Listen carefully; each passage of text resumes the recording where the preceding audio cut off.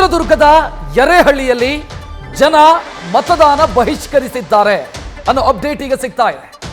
ಮತ ಹಾಕಲ್ಲ ಅಂತ ಪಟ್ಟು ಹಿಡಿದಿದ್ದಾರೆ ಯರೇಹಳ್ಳಿಯ ಗ್ರಾಮಸ್ಥರು. 60 ವರ್ಷದಿಂದ ನಮ್ಮ ಗ್ರಾಮಕ್ಕೆ ಮೂಲ ಸೌಕರ್ಯ ಸಿಗ್ತಾ ಇಲ್ಲ.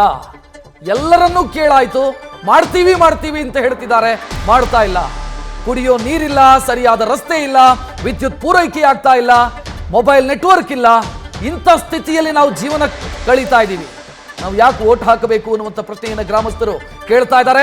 ಮೊದಲು ಮೂಲ ಸೌಕರ್ಯ ಕಲ್ಪಿಸಿ, ಆಮೇಲೆ ನಾವು ಮತ ಹಾಕ್ತೀವಿ ಅಂತ ಪಟ್ಟು ಹಿಡಿದಿದ್ದಾರೆ. ಜನಪ್ರತಿನಿಧಿಗಳು, ಜಿಲ್ಲಾಡಳಿತ ಇದರ ವಿರುದ್ಧ ಗ್ರಾಮಸ್ಥರು ಆಕ್ರೋಶ ವ್ಯಕ್ತಪಡಿಸ್ತಾ ಇದ್ದಾರೆ. ಯಾವ ಪುರುಷಾರ್ಥಕ್ಕೆ ನಾವು ವೋಟ್ ಹಾಕಬೇಕ್ರಿ?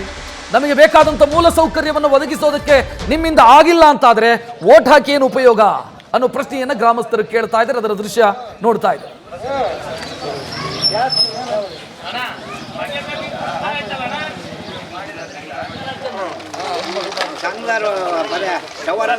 ಪೊಲೀಸ್ ಇಲಾಖೆ ಏಕವಚನದಲ್ಲಿ ಏನಂತಾರೆ ಅಂತ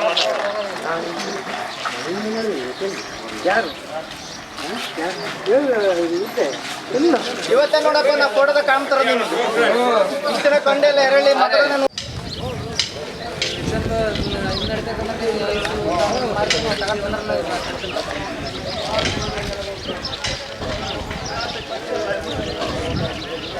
ಇನ್ನೊಂದು 1 ಅವರ್ ಹೋಗುತ್ತೆ ಕರೆಂಟ್.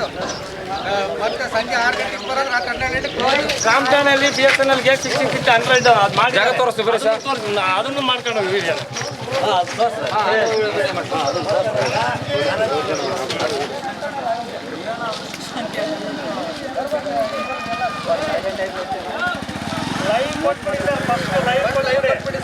ಅಷ್ಟೇ. ನಾವು ಮೂಲಭೂತ ಸೌಕರ್ಯ ಸಿಗೋ ತಕ್ಷಣ ಚುನಾವಣೆಯನ್ನ ಬಹಿಷ್ಕರಿಸೋಣ. ಜಿಲ್ಲಾಧಿಕಾರಿ ಬರಲಿ, ಬೇಡಿಕೆ ಎಲ್ಲ ಎಲ್ಲರೂ ಬರಲಿ.